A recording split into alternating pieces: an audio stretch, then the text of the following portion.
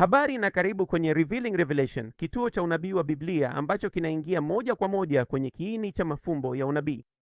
Jina langu ni Alan Dubre, na kama utapata kitu kutoka kwenye mafundisho yetu, kumbuka kupenda, kushiriki na kujiandikisha.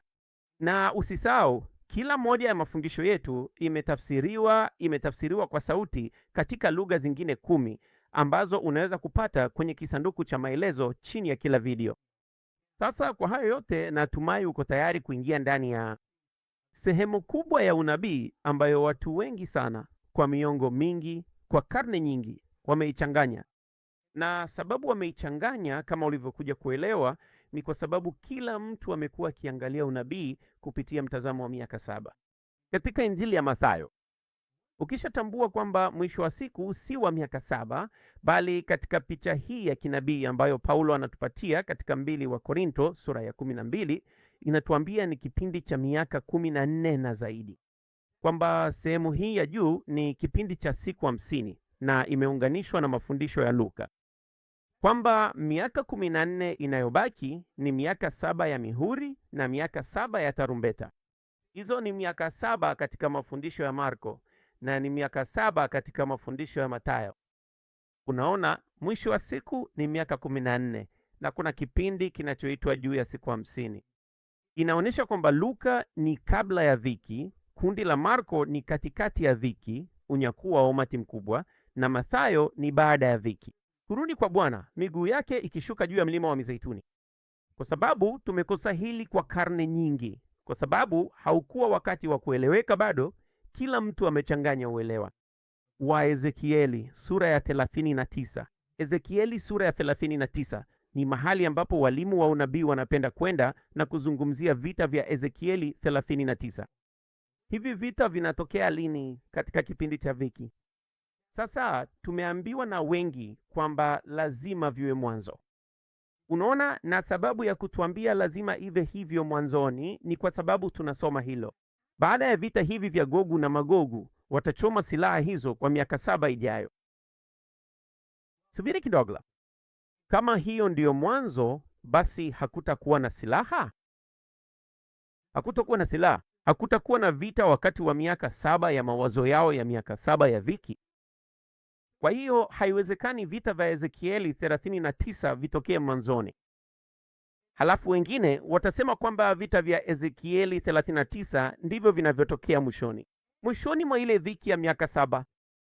Ni wazi kwamba hiyo ina mantiki zaidi, kwa sababu haiwezi kuwa mwanzoni.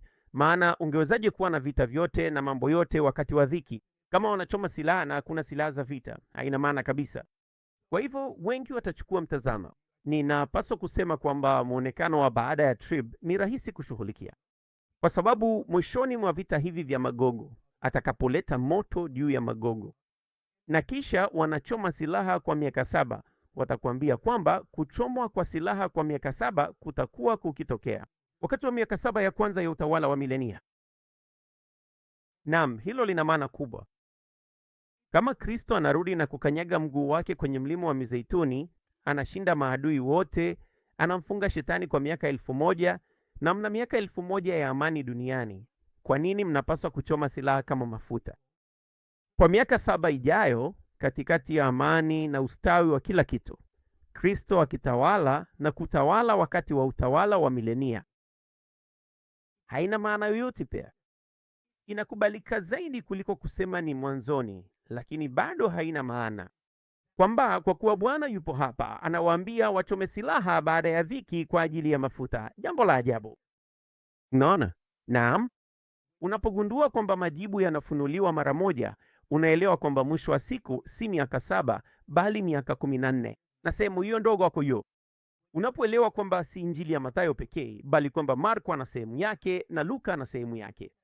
Hilo hatimaye linaonekana wazi. Luka, kisha Marko, kisha Mathayo, kabla ya trib, katikati ya trib, baada ya trib, yote yakiwa kweli. Yote yataanza kukufungukia. Acha nikuonyeshe ninachomaanisha. Vipi? Je, vita hivi vitafanyika? Tunasoma hapa katika Ezekieli 39. Sasa kumbuka, angalia kulia kila wakati ikiwa sitataja sura niliyomo. Nitakwambia. Kwa hivyo, tabiri dhidi ya Gogu, mkuu wa Meshaki na Tubali. nitageuza mgongo na kuacha sehemu ya 6. Kwa hivyo kwanza kabisa anawarudisha. Kwa hivyo tayari kulikuwa na vita, tayari kulikuwa na mapigano yaliyokuwa yanaendelea, jambo ambalo linaonyesha kuwa hayawezi kuwa mwanzoni. Sawa, lazima iwe mbele kidogo zaidi, na inasema utaanguka, katika mstari wa 4, utaanguka juu ya milima ya Israeli, wewe na vikundi vyako vyote na watu wote walio pamoja nawe. Nitakupa kwa ndege wakali, kwa kila aina, na kwa wanyama wa porini ili kuwala, nami nitatuma moto juu ya Magogu.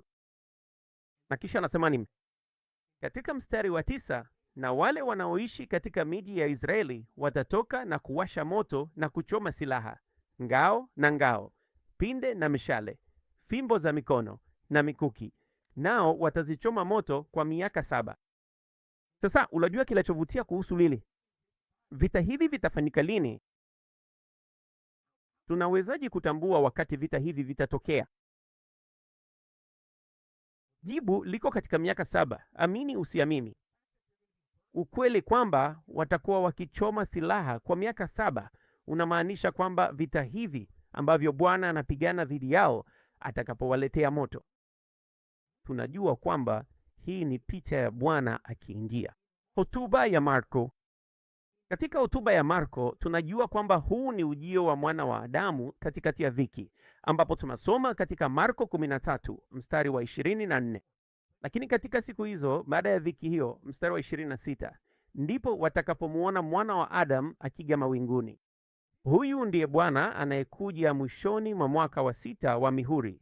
Hapa tunaposoma katika Ufunuo sura ya 6, kila mtu anaogopa akisema, miamba na milima ituangukie, na kusema na kutuficha kutoka kwa uso wake yeye aketie juu ya kiti cha enzi, na kutoka kwenye ghadhabu ya mwanakondoo, kwa maana sikukuu ya ghadhabu yake imekuja, na ni nani atakayesimama? Hii ndiyo hiyo muda. Huu ni mwisho wa mwaka wa 6 wa mihuri, ambapo Bwana anarudi na mlima Sayuni wa mbinguni, na jambo la kwanza analofanya ni kuharibu vita hivi vya Gogu na Magogu alivyo navyo. Anawaangamiza maadui. Ni vita vya Ufunuo 17 tunavyoviona dhidi ya mnyama na pembe 10. Katika Ufunuo 17 hii ndiyo vita ya kwanza, kwamba tumeshiriki katika mafundisho mengine pia. Katika Ufunuo 17 mstari wa 14 inasema, hawa watafanya vita na mwanakondoo, na mwanakondoo atawashinda, kwa maana yeye ni Bwana wa mabwana na mfalme wa wafalme. Hii ni vita ile ile, ikimaanisha kwamba vita hii itakamilika. Kwa hiyo anakuja kabla tu ya mwisho wa mwaka wa 6, na kufikia mwisho wa ile miaka 6 ya kwanza ya mihuri, vita ya ile Gog kumwaga moto itakuwa imeisha, na sasa watatakiwa kuchoma silaha kwa miaka 7. Unataka nikuonyeshe? Hii hapa ni moja ya chambi zetu. Hii ni chati inayoonyesha miaka 7 ya mihuri ikifuatiwa na miaka 7 ya tarumbeta. Sawa? Miaka 7 ya mihuri inahusiana na sehemu ya Marko, miaka 7 ya tarumbeta inahusiana na sehemu ya Mathayo. Sasa tazama hii. Mwisho wa mwaka wa 6, vita ya Gogu wa Ezekieli 39, vita imeisha. Nini kinatokea mwanzoni mwa mwaka wa 7 wa mihuri? Tunachotakiwa kufanya ni kwenda kwenye Ufunuo sura ya 7 na kuangalia jinsi Ufunuo 7 unavyoanza. Ni baada ya vita, ni baada ya mwaka wa 6 wa mihuri. Sasa tunaona wale 144,000 wakitiwa muhuri. Kisha tunaona kundi kubwa la watu wa katikati ya tribinamu likinyakuliwa katikati ya mwaka huo wa 7 wa mihuri. Na kisha tunapoenda kwenye sura ya 8 ya Ufunuo, tunaona muhuri wa 7 ambao ni ukimya mbinguni wa takriban muda wa nusu saa. Kwa hivyo nini kinatokea katika mwaka huu wa 7?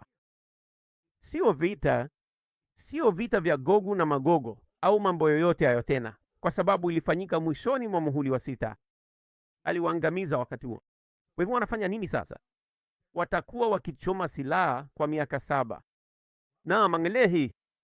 Hiyo ina maana mwaka wa 7 wa mihuri, mwaka wa kwanza wa tarumbeta, wa pili, wa 3, wa 4, 5, mwaka wa 6 wa tarumbeta, na mwaka wa 7 wa mihuri. Una miaka ngapi? 1, 2, 3, 4, 5, 6, 7.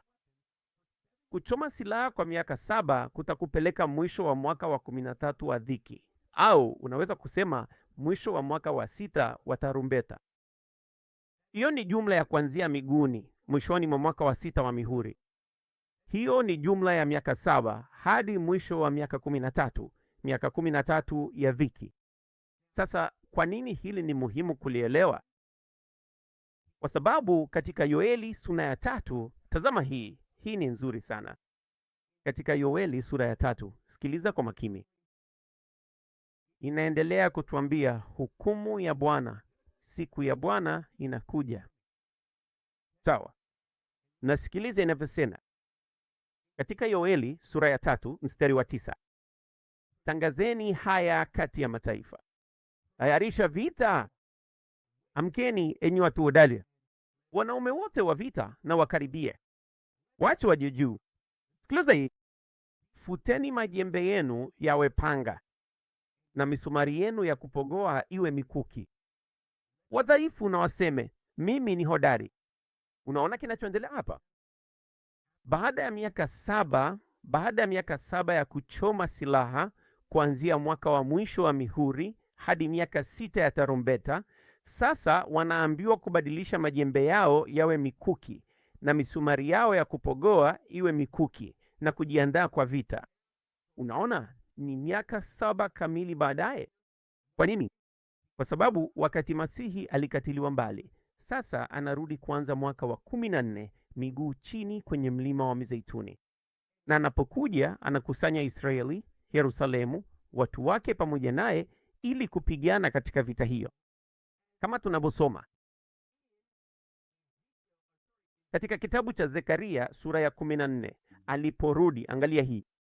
Anarudi hapa miguu chini kwenye mlima wa Mizeituni na anawakusanya wote pamoja ili kupigana dhidi ya maadui zao katika Zekaria 14 mstari wa 14.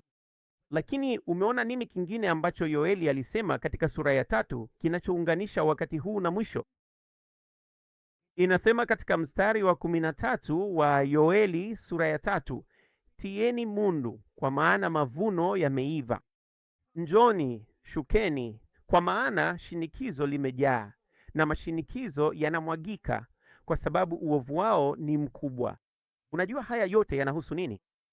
Ni wakati wa kurudi kwa Bwana, miguu yake ikishuka juu ya mlima wa Mizeituni. Baada ya miaka 7 ya kuchoma silaha kumalizika, sasa wanatakiwa kubadilisha kila kitu kuwa silaha kwa ajili ya vita ya mwisho ya Bwana. Katika kukanyaga shinikizo la divai kuu na ghadhabu kuu ya nunu. Unaona kinachoendelea? Mwisho wa siku ni ufunuo wa miaka 14. Ezekieli 39 inafanyika mwishoni mwa mwaka wa 6 wa mihuri. Nao watachoma silaha hizo kwa miaka 7 hadi Bwana atakaporudi.